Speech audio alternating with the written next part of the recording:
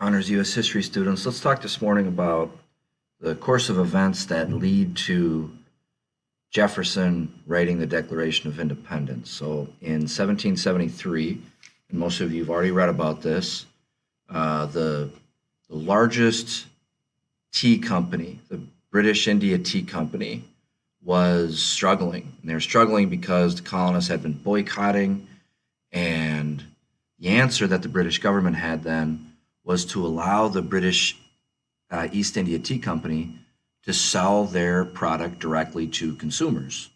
This cut out the middleman. The middleman uh, would have been like, uh,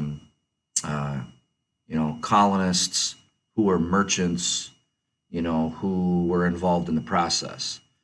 This cut out the merchants, so the response was known commonly as the Boston Tea Party. And you see that behind it with the led by Boston merchants, Boston business owners. They boarded the ship with all this tea on it and dumped 18,000 pounds of tea into the harbor. Significant event, obviously, but what happens after is probably more important. What happens from the British perspective, or the British reaction, is known as the Intolerable Acts from the colonial perspective. And the British government took a number of steps to show the colonists that they meant business and that this wouldn't be allowed or wouldn't be accepted. They passed what was known as the Quartering Act, and that allowed British soldiers to stay in the homes of colonists if they saw fit. This closed Boston Harbor down and basically passed martial law. It removed the power from the colonial legislature and gave it to the military who were occupying the city. This was seen as too much. So the Continental Congress met and they began to have a serious conversation about raising an army and beginning the process of going to war. So the general point of this is that the war actually begins over a year before independence is declared, because after that, colonists began to stockpile weapons. They began to prepare for this coming revolution.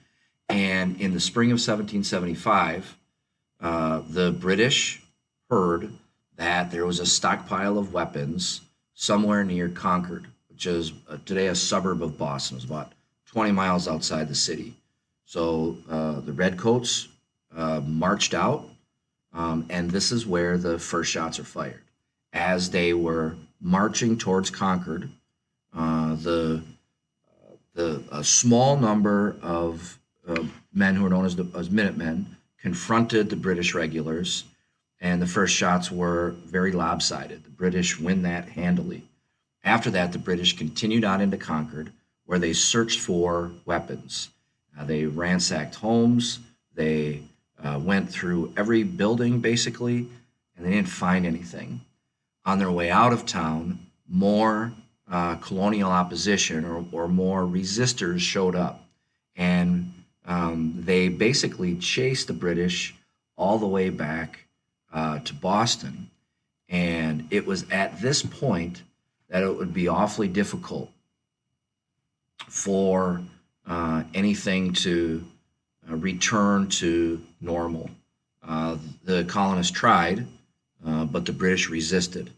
So the fighting started actually over a year before independence is even declared. And the bloodiest battle of the conflict would come a couple months later in June at the Battle of Bunker Hill. So fighting had erupted long before independence is declared. And that's important to understand because this was an entire process.